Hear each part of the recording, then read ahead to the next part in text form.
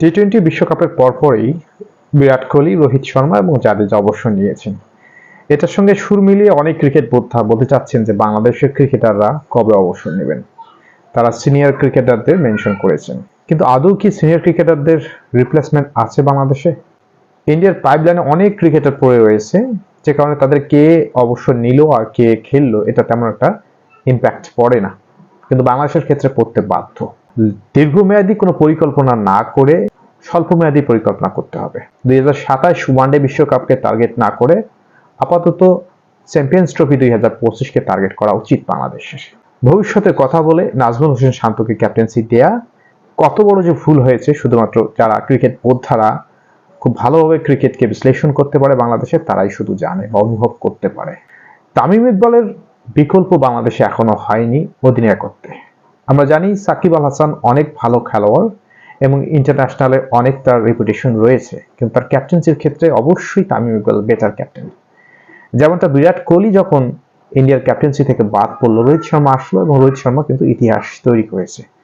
23-এর world cup ফাইনালও খেলেছে এবং টি-20 world cup 24ও খেলে তারা চ্যাম্পিয়ন হয়েছে। এটা মানতেই হবে দলকে নেতৃত্ব দেওয়ার জন্য তামিম ইকবালের বিকল্প নেই এবং তামিমকে ওয়ানডে দলে ফেরত আনা উচিত চ্যাম্পিয়ন্স ট্রফিকে টার্গেট করে, এবং তাকে অধিনায়ক হিসেবেই ফেরত আনা উচিত। আমরা দেখেছি ইন্ডিয়ান সোশ্যাল মিডিয়ায় রোহিত শর্মা এবং বিরাট কোহলি ফ্যানদের মধ্যে অনেক কাদা ছড়াছড়ি। ঠিক একই জিনিস সংক্রমণ ঘটেছে বাংলাদেশে। এতে করে সাকিব আল হাসানও বড় হয়ে যাবে না, আবার তামিমও ছোট হয়ে যাবে না। এই কাদা ছড়াছড়ি শুধুমাত্র একজন তারকাকেই আমরা ছোট করতেছি। এই দুই তারকাই কিন্তু বাংলাদেশের জন্য মহাতারকা এবং বাংলাদেশের ক্রিকেটে তাদের অবদান কখনোই ভোলার মতো নয়। সুতরাং সাকিবকে বুঝতে হবে, সাকিবের পক্ষ থেকে যদি কোনো সমস্যার সৃষ্টি হয়ে থাকে অবশ্যই সেটা সাকিবকেই বলতে হবে দেশের সাথে তামিমকে দলে ফেরত আনার ব্যাপারে, এবং ক্রিকেট বোর্ড এখানে একমত পোষণ করতে হবে। তামিম ইকবাল যদি নেতৃত্ব দেয় বাংলাদেশে, এই মুহূর্তে নেতৃত্বের সংকট থাকবে না। এতে করে যারা জুনিয়র আছে তারাও নেতৃত্ব দেওয়ার মতো প্রস্তুতি নিতে পারবে এবং তামিম ইকবাল আমি মনে করি এই দলটাকে একীভূত করে এই দলটাকে নেতৃত্ব দিয়ে সঠিকভাবে প্রত্যেকটা খেলোয়াড়ের মেধা অনুযায়ী খেলা বের করে আনার জন্য তামিম ইকবালই বেস্ট। এখন ভেদাভেদ ভুলে গিয়ে অবশ্যই এখানে সাকিব, তামিম, মাহমুদুল্লাহ, রিয়াদকে এক হতে হবে, কারণ তাদের যে এক্সপেরিয়েন্স ওয়ার্ল্ড ক্রিকেটে এই মুহূর্তে ওয়ানডেতে অন্য কোনো দলের নেই সর্বমোট এক্সপেরিয়েন্স। সুতরাং এত অভিজ্ঞতা সম্পন্ন খেলোয়াড় আমাদের দলে রয়েছে যাদেরকে আমরা ব্যবহার করতে পারতেছি না। তামিম ইকবাল আজ প্রায় দীর্ঘ 1 বছর থেকে মাঠের বাইরে। বিপিএল এ পারফরমেন্স করেছে এবং টিপিএল এ পারফরমেন্স করেছে, কিন্তু আন্তর্জাতিক সার্কিটে সে নেই। কেন নেই? এটা শুধু তো কি রয়েছে বিসিবির কাছে?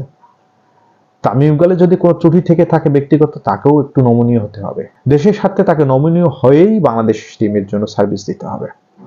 চ্যাম্পিয়ন্স ট্রফি পর্যন্ত আমি মনে করি তামিম ইকবালের নেতৃত্ব আসা উচিত। তারপর এরাই ডিসাইড করবে তারা 2027 সালে বিশ্বকাপে কে পার্টিসিপেট করতে পারবে, কারণ তাদের মধ্যে সেই ম্যাচুরিটিটা রয়েছে। আজ বিরাট, রোহিত একটা শিরোপা ঘরে তুলেছে বিদায় তাদের কিন্তু সিদ্ধান্ত নেওয়াটা ইজি হয়েছে, কিন্তু এই মানে ক্রিকেটাররা যারা 16-17 বছর একটা ন্যাশনাল টিমে খেলে তারা অবসর নিতে পারে না কেন? কোন দুঃখবোধ থেকে? একটাই দুঃখবোধ থেকে যে এতদিন খেললাম, দলকে তেমন কিছু দিতে পারলাম না।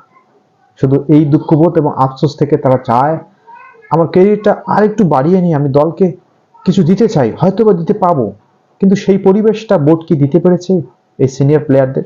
সাকিব আজ স্বর্ণ ছাড়া, থাকুক না তার বাইরের জীবনটা, কিন্তু ক্রিকেট ক্যারিয়ারে যখন ক্রিকেটের মাঠে ঢোকে তাকে অবশ্যই অ্যাক্টিভ থাকতে হবে। সে থাকার চেষ্টা করে, কিন্তু সাকিব একাই তো পাবে না। সাকিব তো একাই এই ভার বহন করতে পারতেছে না, এটা স্পষ্ট। সাকিবের মাঠের পারফরমেন্সটি আগের মতো নেই। সে করতে চায় কিন্তু পারতেছে না। কারণটা কি? কারণ একই সক্ষমতা এবং একই অভিজ্ঞতা সম্পন্ন তার ডান বামের প্লেয়ার তো নাই। তামিম ইকবাল নেই এখানে। তামিম ইকবাল থাকলে তার আত্মবিশ্বাস আরো বেড়ে যেত, কাঁধে কাঁধ মিলে রেখে তাদের অভিজ্ঞতাকে শেয়ার করে জুনিয়রদের খেলিয়ে নিতে পারতো। এটা হচ্ছে না কেন?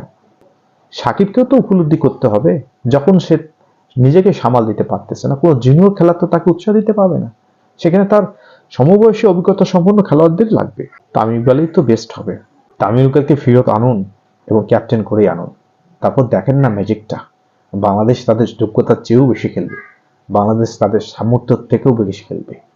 কারণ এখন যে বোলিং অ্যাটাক, এর সঙ্গে যদি তামিম ইকবাল যোগ হয়, সাকিব আল হাসানের আগের প্রাণবন্ত পারফরমেন্স যোগ হয়, মাহমুদুল্লাহর অভিজ্ঞতাকে কাজে লাগানো যায় এবং নতুন পজিশনে মুশফিকের যে ব্যাটিং, আমার মনে হয় বলার অপেক্ষা রাখে না, বাংলাদেশ তার সামর্থ্যের চেয়ে বেশি খেলবে। দ্রুত সিদ্ধান্ত নিন, তামিম ইকবালকে ফেরত আনুন, এটাই বাংলার ক্রিকেটের জন্য মঙ্গলজনক হবে। ধন্যবাদ সবাইকে।